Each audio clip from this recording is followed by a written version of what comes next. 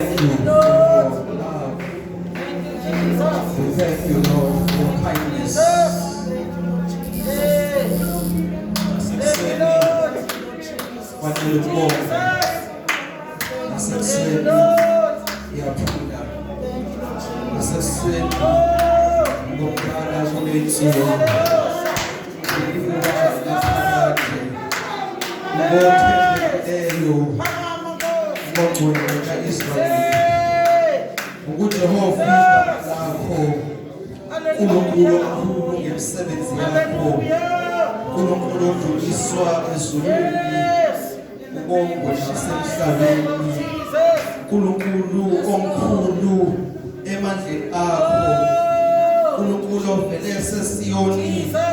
Emsini wakho ongcwele uNkulunkulu igama lakho likhulu endlini yakho abangcwele bekudumisa uNkulunkulu okhazimula ngokungcwele khazimula ekuseni ngokungcwele uNkulunkulu oyedwa ophilayo uNkulunkulu ongadalwanga owavele wabakhona uNkulunkulu osuka phakathi kwephakathi uNkulunkulu wethu emsini wakho eSiyoni uNkulunkulu okhonzwa ingelosi ukhonzwe izidalwa uNkulunkulu wethu ophakemeyo kakhulu uNkulunkulu wethu ongcwele kaIsrayeli ogibela isibhakabhaka njengenqola obatha amandla njengengubo oyinkosi eSiyoni uNkulunkulu obongekayo uNkulunkulu omkhulu ngemisebenzi yakhe uNkulunkulu ongehlulwa lutho uNkulunkulu ongehlulwa lutho uNkulunkulu ongehlulwa lutho uNkulunkulu ongehlulwa lutho somandla we worship you, Lord. We worship you. We worship you. Thank you, Jesus. Thank you, Jesus. Amen.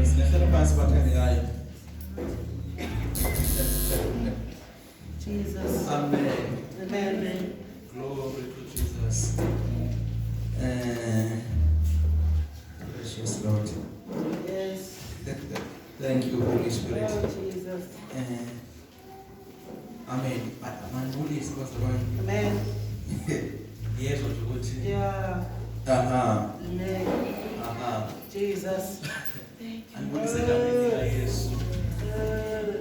Tata mfundisi uNsimo wakho nomama otata bonke endlini yokuthandaza umama obhuti osisi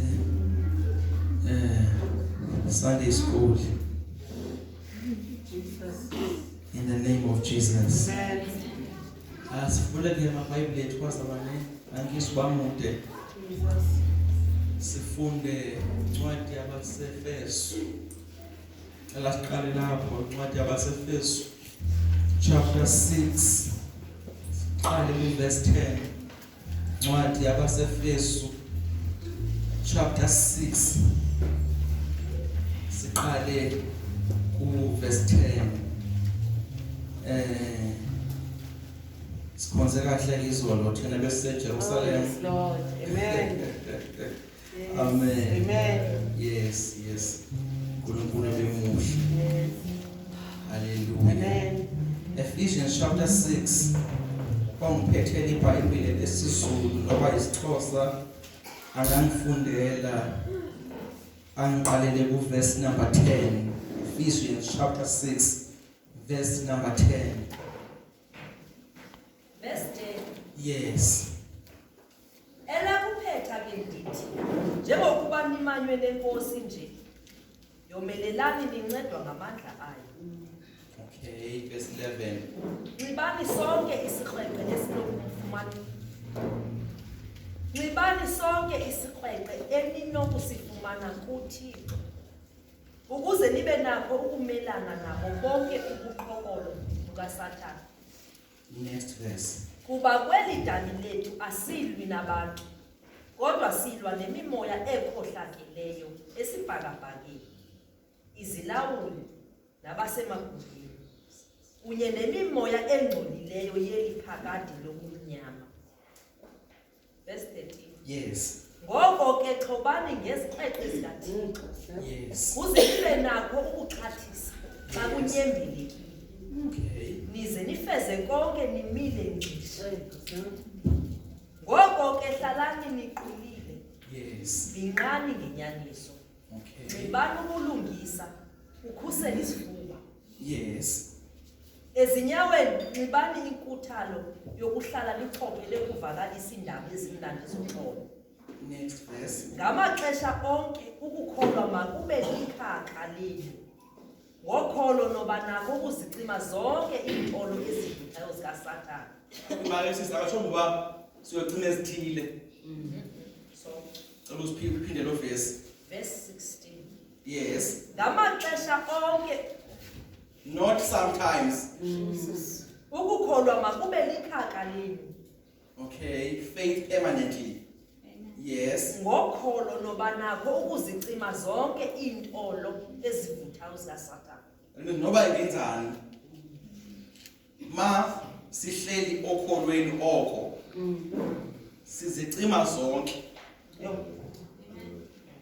Amen. Jesus. Noba si100 ngosuku. Ma sihleli okholweni sizicima zonke. Amen. Angifunde la kwi-English. Izothi ke yona finally. Oh, suka. Jesus.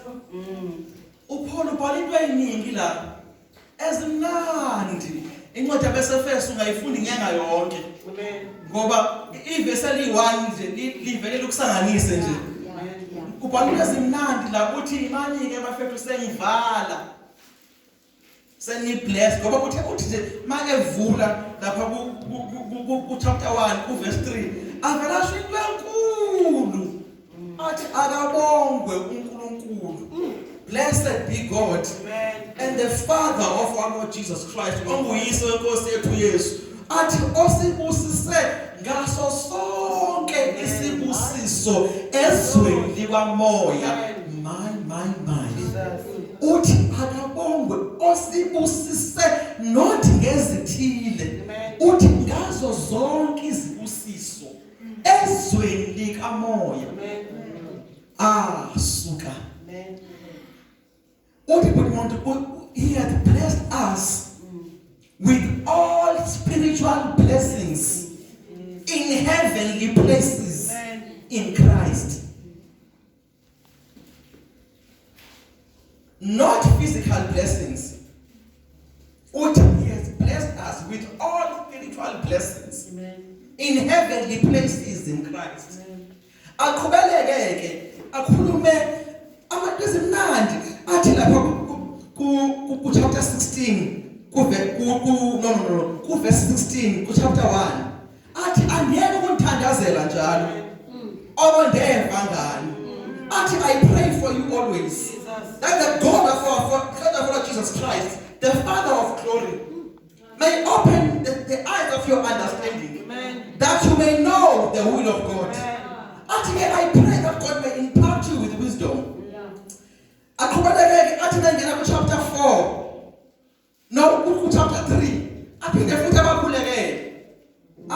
pray for you. That you understand the love of God, the length and breadth and height. Yeah, mangena chapter 5. Ayibuyise ke manje athi abantwana mabathobela abazali. Alungisa uhlala endlini. Ngoba kusiza basibe blessed kanti after respect.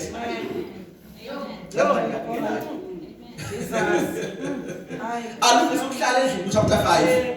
Alungisa azofika nasemshadweni. Ku chapter 6 ichange ithombe yokubhala. Amen. Nakuvula ku chapter 6 ithona isafana. Uqale athi children obey your parents and stuff. Ma esefika ku verse 10 abesathi finally. That means ungazilibala zonke into ebandisibhalele from chapter 1 ungayilibali ke lento thetha ngoba. Jesus. Akho lezi ongazilibala. Do not forget this one. Finally, ekugqibeleni qinane enkosini nasemandleni ayo amakhulu. Uthi qinani. Ngamanye amagama likhona iside elibuthakathaka. Akazi nokuba bazongiswa kwathi. Hallelujah. Awukwazi phela ukuthi ebantwini qinani bevele beqinile. Ikhona into ebenza kungaqineki. Athi qinani enkosini. Nasemandleni ayo inkosi, not awebe amandla. Nasemandleni ayo inkosi amakhulu. Athi la verse 11, put on the whole armor. Fundi verse 11. Or everyone with verse 11. Hlomani izikhali zonke zikaNkulunkulu ukuze nibe namandla okumelana namaqhinga kaSathane. Okay. Akasho ukuthi nizosincikiswa izikhali. Akasho ukuthi uzonixibisa izikhali ukuthi hlomani is your responsibility this time. Ngamanye amagama nazi izikhali ewardrobe. Amen. Hamba onxiba. Amen. Now iyachinja itone la. La. Akakazi umkathi hlomani kanti uyephathini. Hayi. Amen. Jesus. Amen. Waphela amakhola afuna utanasa nje. Aphile kamnandi, atanase. Kube ngathi makhona inkinga, kube ngathi kwenzekeni. Kube khona ama challenges. Umuntu angafuni ukukhonza, angafuni ukuthandaza, wayedlula esimeni. Uthi uPaul hlomani. Akibe phathini mase hlonyiwe. Angizi kunento ezayo. Amen. And uthi lezi zikhali nizinikiwe. Jesus. Uthi ke hloma ngokwakho is your individual right. Uthi put on the whole armor. Amen. Not ethile, ungatriyethile. Uthi sigqoke sonke Okay. Hey. fully. Ngoba la uyakhona ziyabuya. Amen. Verse 12.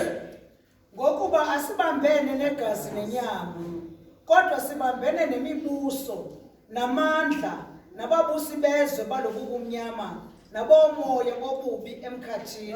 Uyezwa ke manje dimension esikuyo ukuthi asibambananga nama neighbors wethu.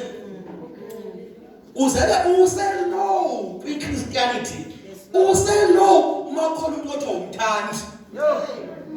Jesus.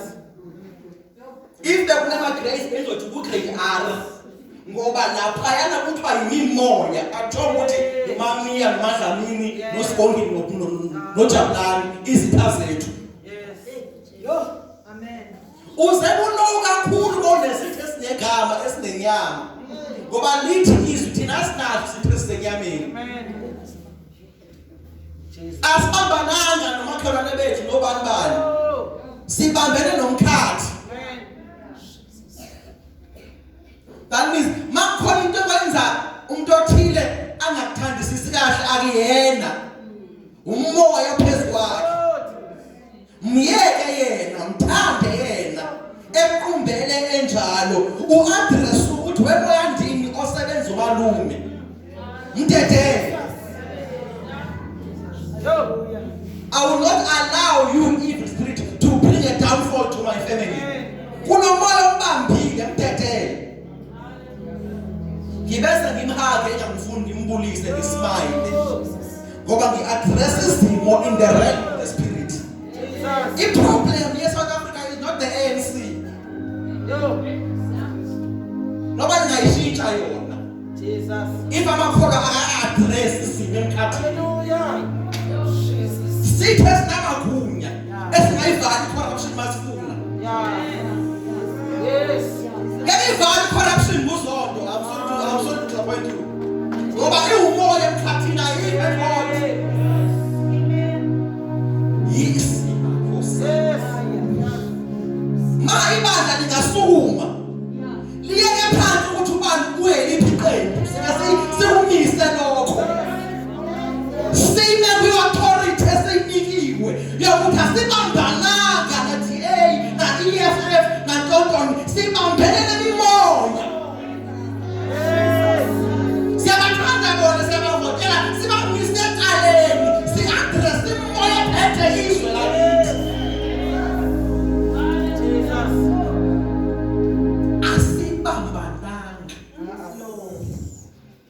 nagazi. So isolution akuyona ukutoyitoya.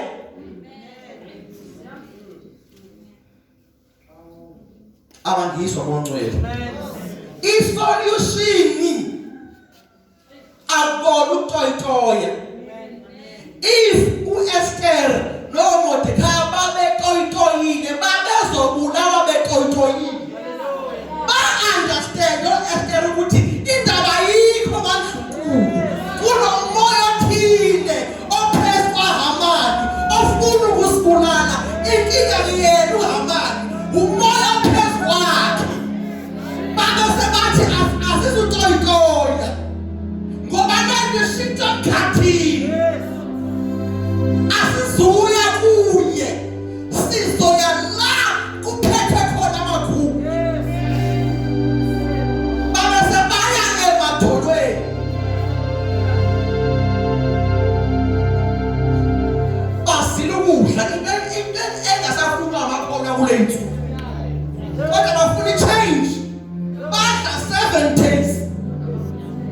Change. Ufaka abafasti abandleni. Akanayo yakhe i-timetable ye-fasting. Kodwa ufuna ukuphendula izimo ezisemkhathini kanjani?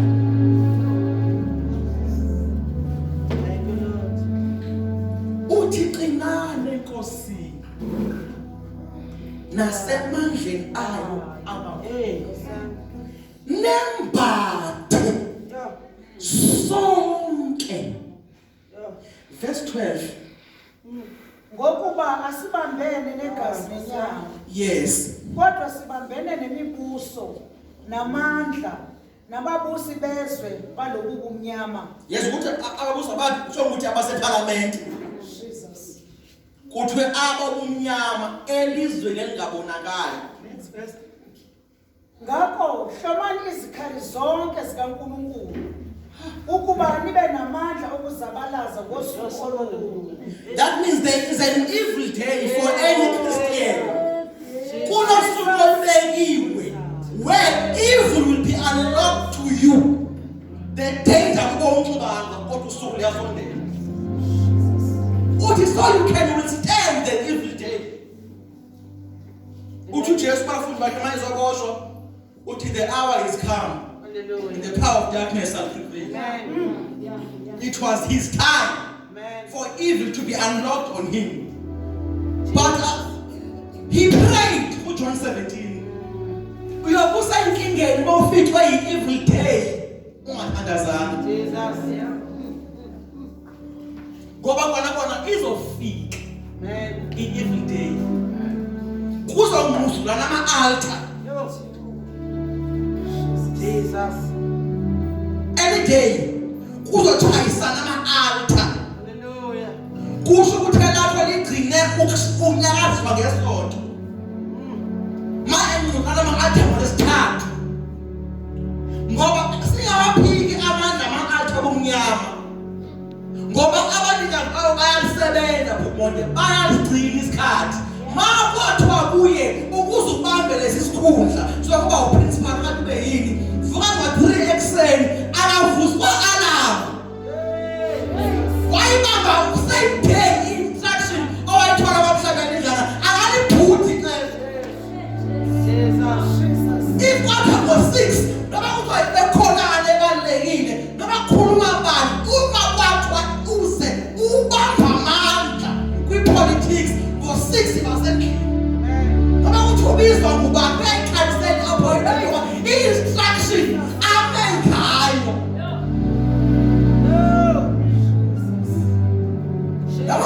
If office sinqaba ngo-4:30 ekuseni akavuka athele ngokhona basayivukile.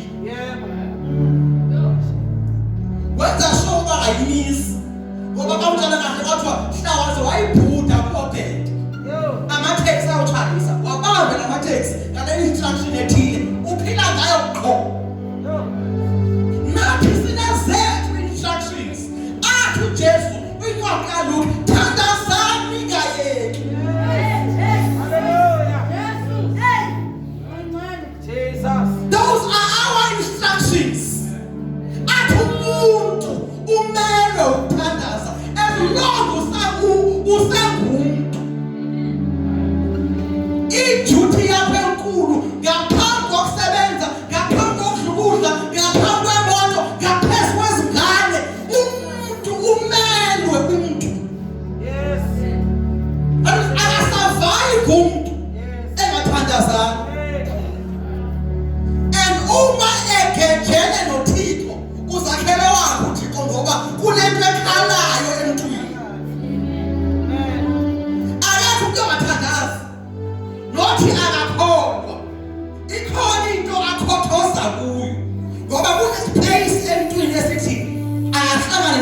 Ngiyabonga. Next verse. Verse 14. Yes. Ngakho yimani izinkalo zenu ziboshiwe ngeqiniso. Mahaha. Hayi Nkosana. Kuyamiwa kanti kuhlala phansi. Ungahlombe ukuhlala phansi. Uthi yima.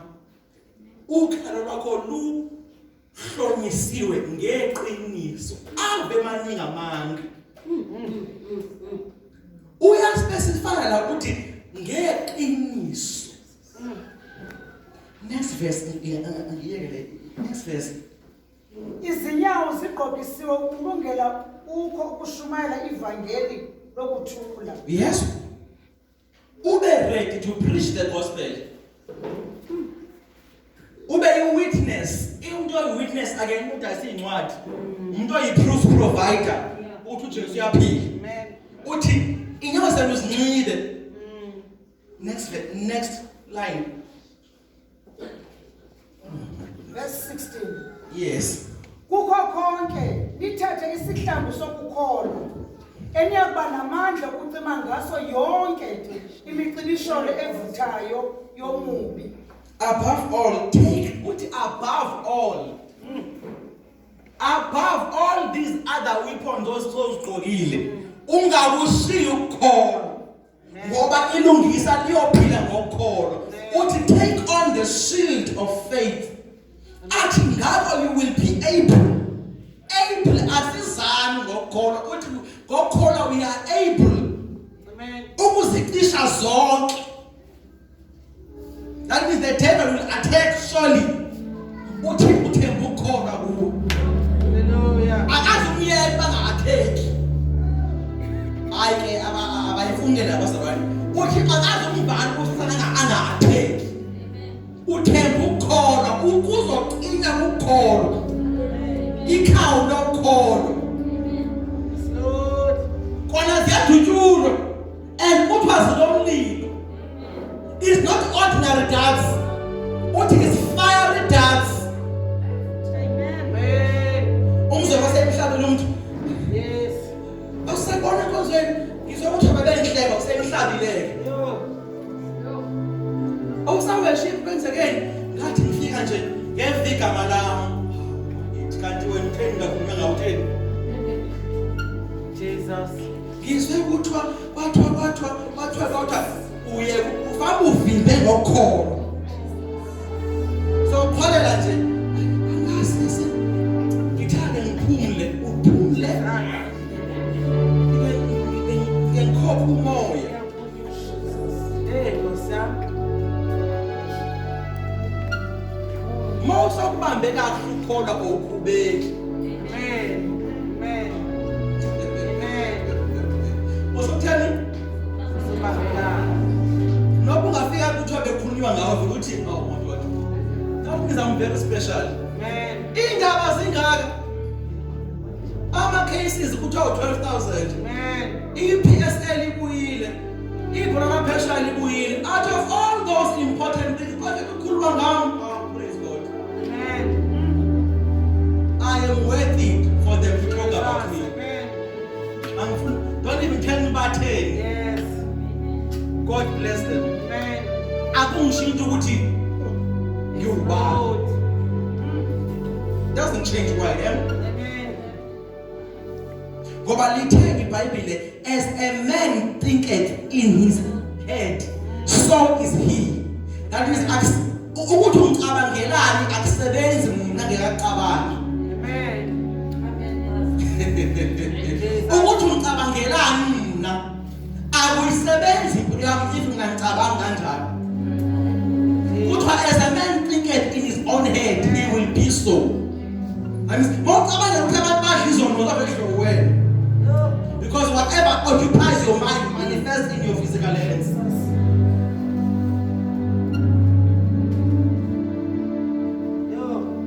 Next verse.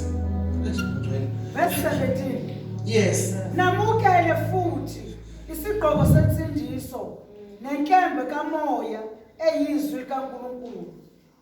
Yes. Amen. Which will take the helmet of salvation and the sword of the Spirit, which is the word of God. Amen. The word of God is a sword. As the article Hebrews 4 verse 12 is a sword elento elolwe enhlangothi zombili. Athi ehlaba yehlukanise ithambo nomoya. Athi ikwazi ukwehlula ingcinga ne-intents zabantu. The word of God is a sword.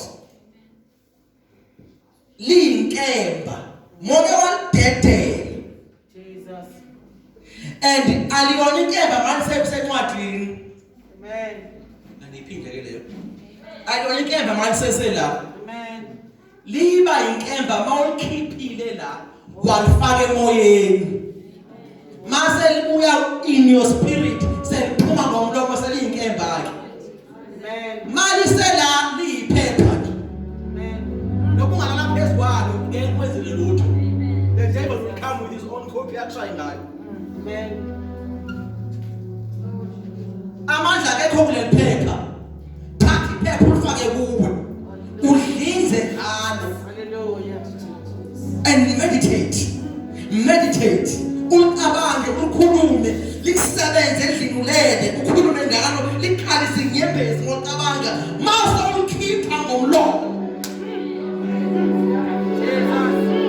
Singalifunda sonke iBhayibheli kodwa lingasidlinzi lingene kuqobo lwakho likusebenze izwi mase ulikhuluma kusuduka imithi ngoba awusakhuluma iphepha ukhuluma umoya. Ukhona umehluko wokuthi wokuthi uthi Jesus is Lord kanti lonto leyo i-lip service ukhotha nje ifesi kanti omunye uhambe wayodlinza ngobukhosi bakhe waba inkosi kuye personal yongaba inkosi zephepheni waba inkosi yezigqibo zakhe waba inkosi yabomi bakhe xa lo mntu ethi uYesu uyinkosi kuphuma amandla.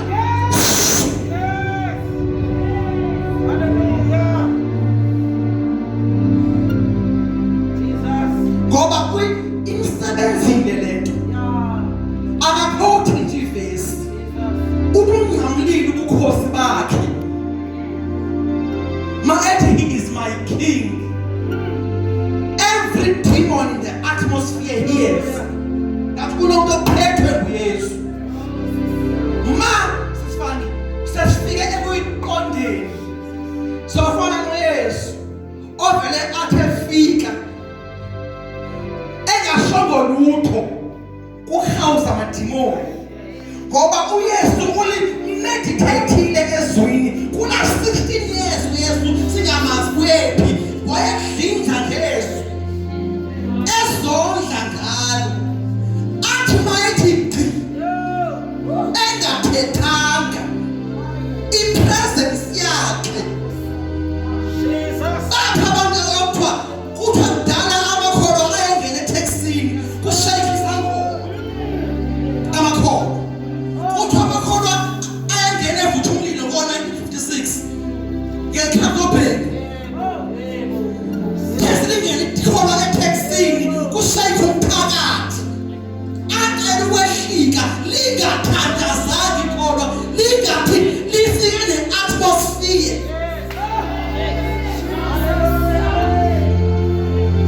kune-atmosphere esihamba nayo u-Israyeli wayehamba ne-atmosphere yakhe ehlala ngesikhathi abanye beshisana bona banefu ebusuku mabanda bona banensika yomlilo they experience their own atmosphere kunefu esihamba nayo madoda suka bazi xa sebayibambile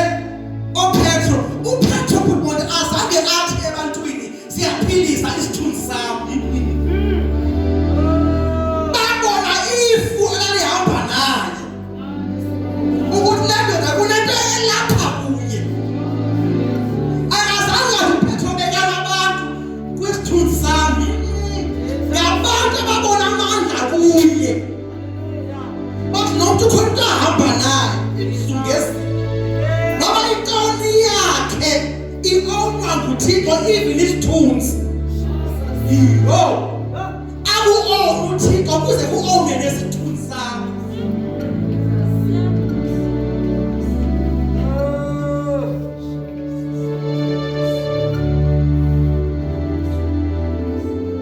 Next verse. Hey, God. Oh, yeah. Jesus. Next verse, we should be now on verse 18. Yes. Ngokukhuleka konke nokunxusa nikhuleka ngesikhathi zonke ngomoya kuloko nilinde ngesineke sonke nangokunxusela abangcwele bonke. Praying always with all prayer. That means mthandazo ayifani. Amen. Oh, I wish Yeah. we could come back on that. Uthi praying always with all prayer. Amen. Ayifani mthandazo bazalwane. Amen. Kunenhlobo eziwu9 zemthandazo eBhayibhelini. Yes, amen. 9 types of prayers Amen. in the Bible. And athona zonke izimo ezivela emthandazo ethile. Kunezimo ezifuna umxawo othile yemthandazo. Jesus. uJesu ke wathi le iphuma ngefasting. Ayifani ithandaze ngemthandazo yonke. Amen. Kufuneka siwufunde umthandazo. Jesus. Sifunda ama details okuthandaza ukuthi Amen. ma kulesimo how do I pray? Yo. Ngoba akufail umthandazo, kufail method of prayer oyisebenzisile. You use the wrong method in this instance.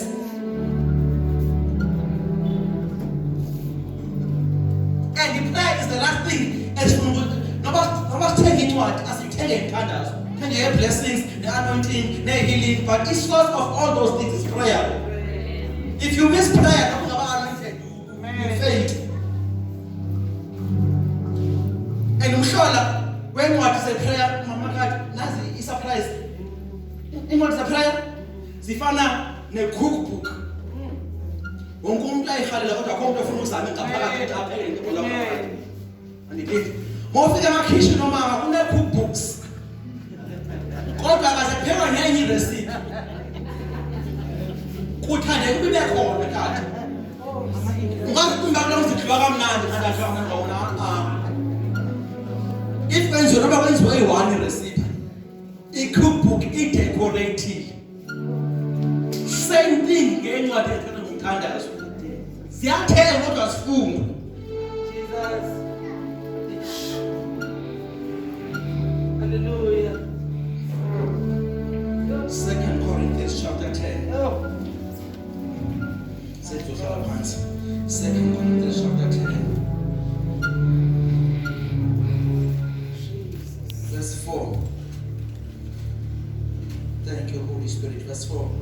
Ngokuba izikhali zethu zokulwa kasizo ezenyama Yes? kodwa ngaye uNkulunkulu zinamandla okubhidliza izinqaba Jesus. zichitha izizinda Jesus. Yes.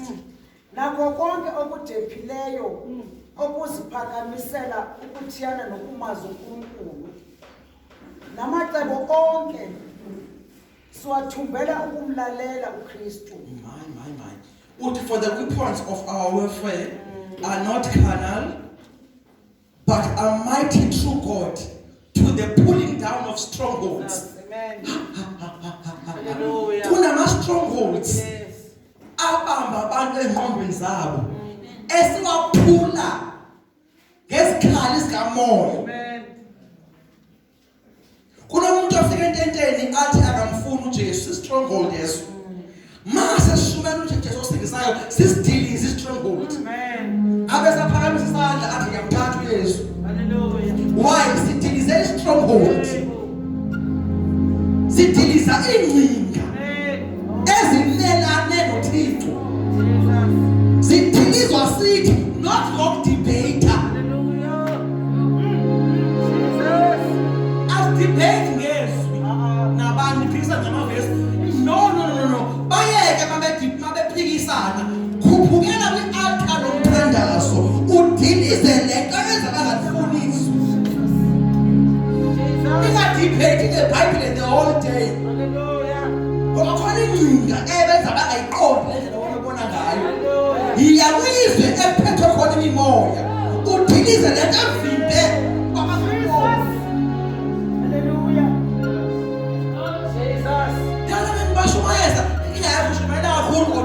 uyazi ama-strongholds adikizwa lapha emthandazweni. Ngesikhathi ufika ushumayela uphohla into ezalwa kwiprayer ediliza ingcinga ekhitha ungakhona. Usebenzisa isikhali sikamoya uqoqe yonke into engafunani noThixo. My God, njengoba ngishumayela nje manje sisifana ngidiliza izinto, some of them angazibizi ngamagama, but the engager i-weapons in the realm of the spirit abengene enenkanuko angikhulumanga ngayo, but ngidiliza ama-strongholds uzophuma la endlini aphenduke, angaphenduki ukuthi ngishaya isono sakhe, ngipresa amabhathini la zikhala khona amaqhinga kaSathane.